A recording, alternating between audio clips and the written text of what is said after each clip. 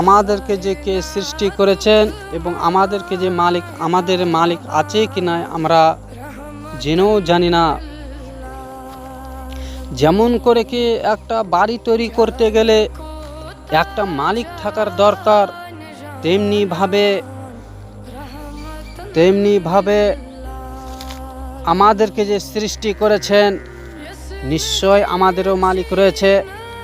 মহান আল্লাহ পাক রব্বুল আলামিন কোরআনে কারিমের মধ্যে বলছেন, ওয়া ইলাহুকুম ইলাহুন ওয়াহিদুন, তোমাদের মাবুদ হচ্ছে একটাই, তোমাদের সৃষ্টিকর্তা হচ্ছে একটাই।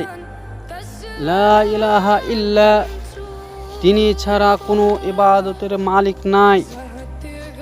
হুয়ার রহমানুর রহিম, তিনি হচ্ছে রহমান, তিনি হচ্ছে দয়াবান, তিনি হচ্ছে বড় মেহেরবান।